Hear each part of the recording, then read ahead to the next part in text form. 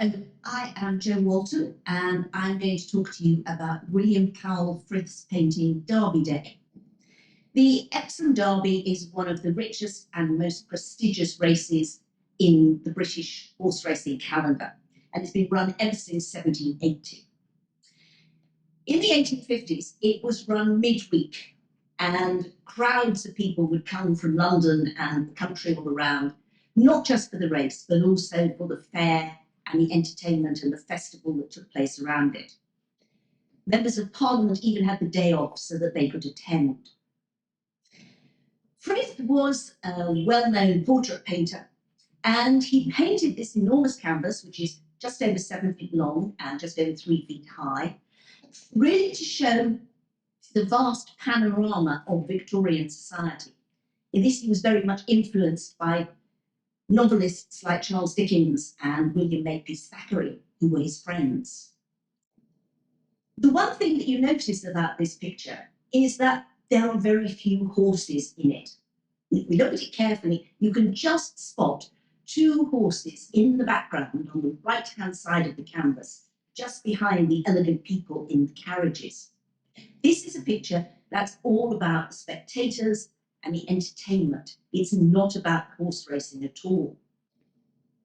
If we look at the right-hand side of the canvas, we can see an elegant lady, very sulky, sitting in a fine carriage.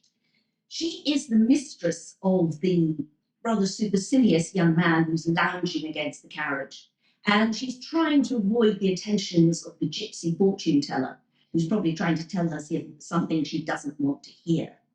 The young man is much more interested in the barefoot little flower girl.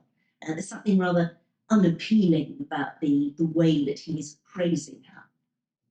But if we look a little bit more closely, look under the carriage. Can you see another little ragged child underneath there trying to purloin a bottle of wine that's rolled away from the footman who is laying out the picnic? And what a picnic that is going to be, very much part of the summer festival. There's an enormous pie and a lobster and even a block of ice to keep everything cold. And every move that footman makes is being watched by the little acrobat who's staring fixedly at that enormous pie. His father is longing for him to get on with their act so they can actually try and earn some money. The acrobats are watched on one side by a group of gypsy travellers, but they are trying to make money from the elegant people in the carriages just alongside them. And indeed, the lady in the pretty pink and white dress is already opening her change purse to see what she can find to give them.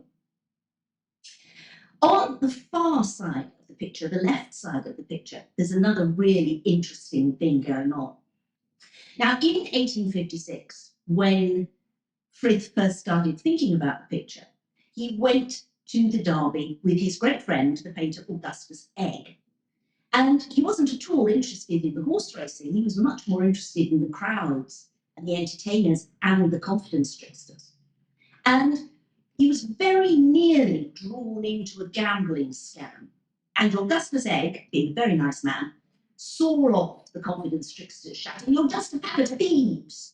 And he thus saved Frith from losing all his money. And it was this event that really was the inspiration for painting.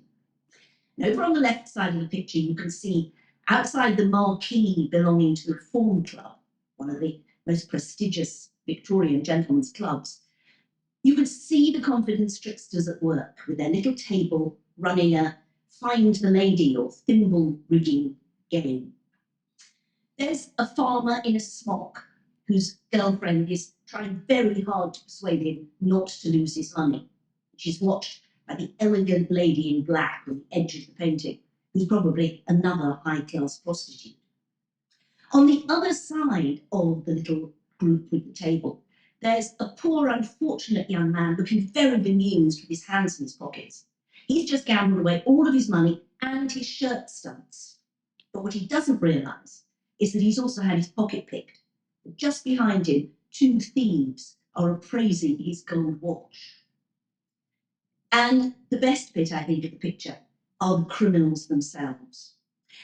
There's a man with a green coat who is one of the criminals. He's holding a large banknote, which is supposed to lull the punters into thinking that they might win money on this confidence trip.